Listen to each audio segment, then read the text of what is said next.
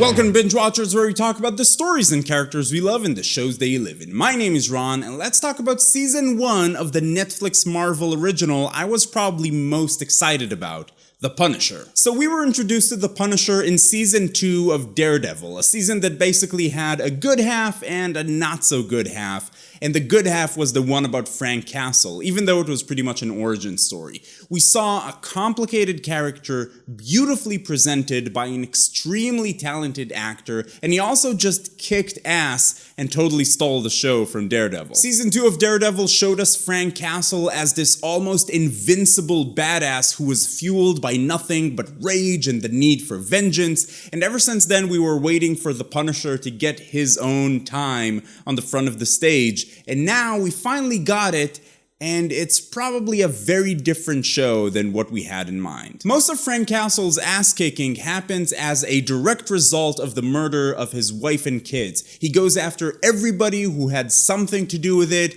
and lots of other bad guys who are sort of maybe a link to it, or were just in the area, or people he thinks are evil, or people who kind of just looked at him wrong, I guess. Season 1 of The Punisher takes place after most of that. He already had his killing spree in Season 2 of Daredevil. We get one episode that sort of recaps some of that for us. He kills a bunch more people, and we know there are still some folks out there who are still connected to it, but he got most of them, as he has murdered the amount of people equivalent to the population of a small city. This season is not really about Frank Castle getting more revenge. There is that, for sure. Plenty of folks die by the hand of the Punisher, but in the sense that a show is not always about its plot, this season is about how veterans deal with life after war, how people deal with tragedies in general, what people do and say to justify their actions, and how they feel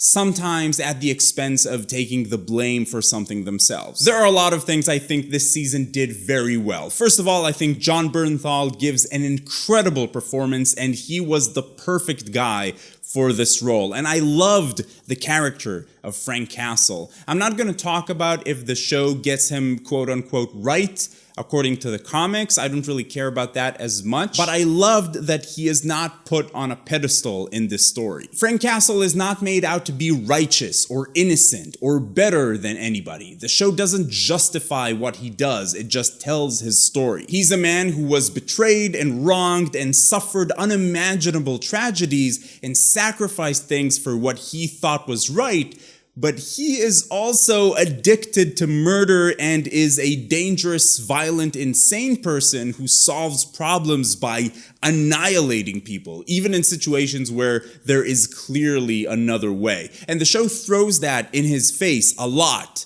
which I loved. This season also spends a lot of time tackling issues like PTSD, the life of veterans after war, and gun control.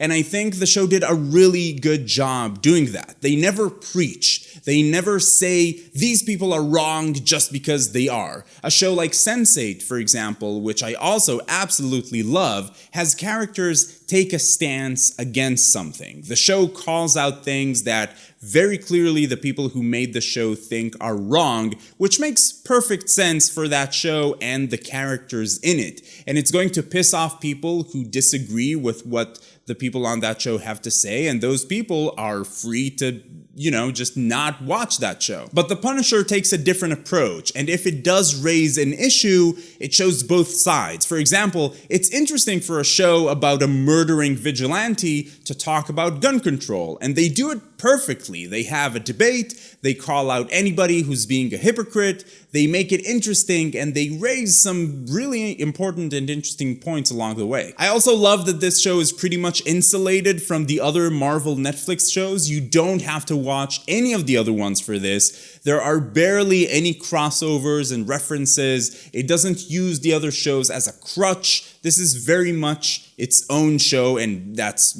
in my opinion, great. All of this does come at the expense of this show being what deep down we hoped it would be, which is John Wick, the TV show starring the Punisher and all the bullets and dead bodies in the world. It's simply not what this show is, and that is mostly where this show's problems come from. I do want to say though that I still need to think about it some more because I just watched the show, but it's probably the best Netflix Marvel show since season 1 of Daredevil and Jessica Jones. I really liked those two. The rest of it honestly wasn't great, with a pretty low point with Iron Fist. One problem this season suffers from is the same issue season 2 of Daredevil had. Anything that doesn't directly involve Frank Castle just isn't as good. The scenes without him and the subplots that don't involve him directly are often not as interesting, not very well fleshed out, and rely heavily on cliches. There are conversations in this season where you can pretty much word for word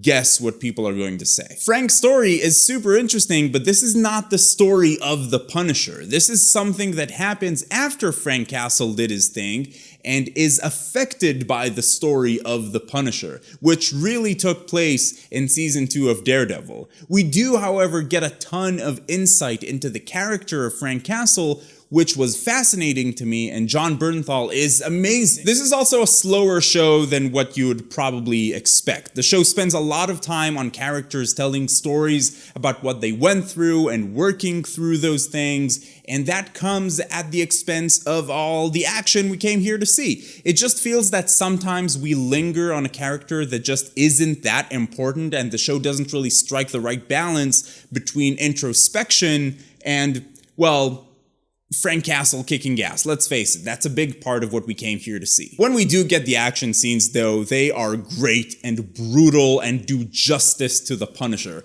I'm not sure if this is going to make sense, but I felt that we really only get 1.5 episodes of the Punisher, and the rest of the time it's Frank Castle getting out of dangerous situations. It's not the Punisher going to punish. To me, his character was interesting enough to carry that. I think he's a more interesting character than Matt Murdock, Luke Cage, and definitely Danny Rand. I think Frank Castle and Jessica Jones are probably the more interesting heroes in this series of shows. But I do think it's going to disappoint some people watching this show.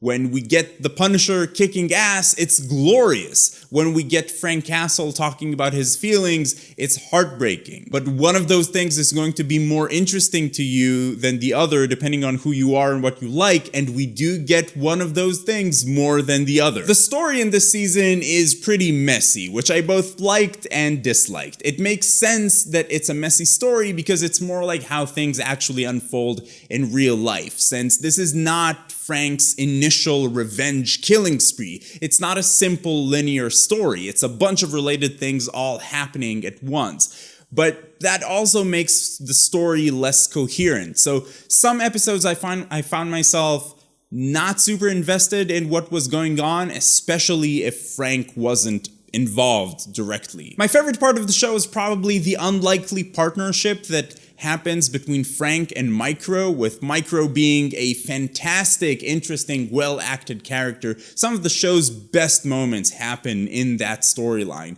That's all I'm going to say about that though, because of spoilers! Also, quite a few characters in this show are T-800s, Frank included. People get shot in the face and have their arms broken and stabbed and lose all the blood in the world, and they pretty much just walk it off, or at worst, they have to rest for like an hour. And then they don't have as much as a bruise. I didn't really mind that at all because, I mean, come on, it's fine.